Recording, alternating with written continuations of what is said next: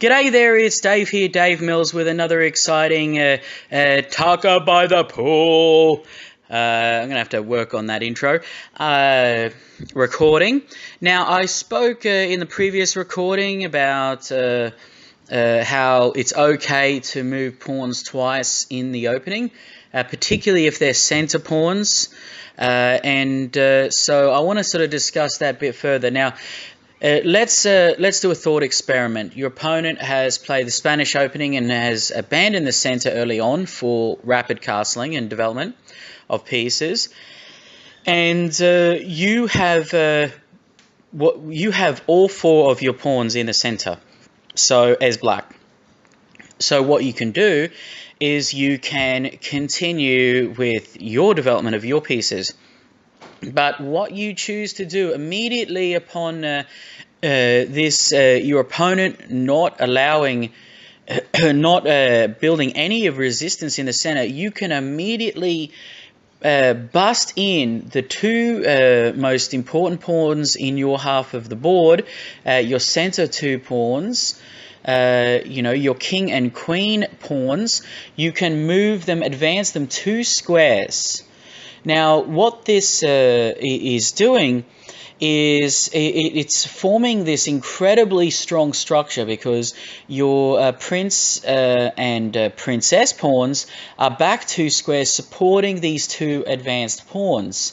Now, you can be even more cheeky and try and get 3 or 4 in there, but just in a basic sense, you've now got you've now taken the high ground strategically. You've got pawns in the center, and you in their side of the board, and you've actually got pawns attacking active in their territory, perfect for outposts.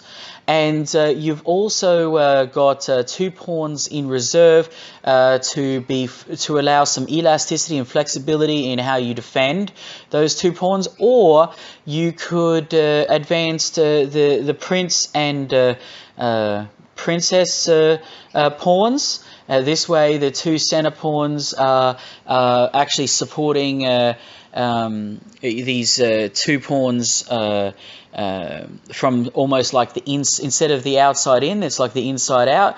Or you could do a bind structure where 2 pawns on one half of the board advance and the other 2 stay back. So you're trying to do some sort of binding structure. So, for example, you've got your 4 pawns up into the center, full range. Then you move your queen and princess pawns because they're supported by the royals.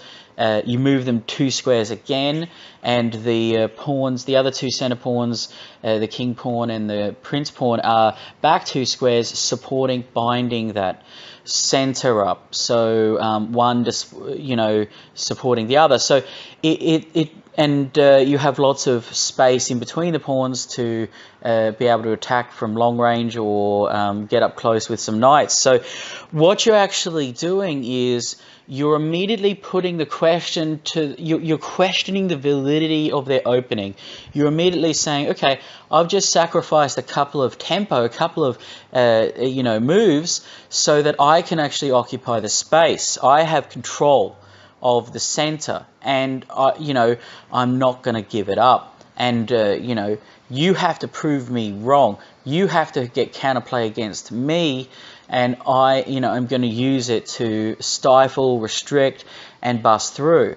So it's eventually the dream idea would be for say you've brought up the king and queen pawn 2 squares. Dream position would ultimately be you can bring up the prince and princess pawns right up next. So you've actually got 4 pawns in the Mariana Trench on their side of the board, attacking their center. This sort of pawn mass can be very hard to stop, and that's what I wanted to say. I wanted to say that you should definitely not be afraid to move your pawns into the center a second time in the opening, and pursue that. All right, take care, everyone. Time has just flown. We'll take this up for the next one. All right, love you all. Take care. Bye!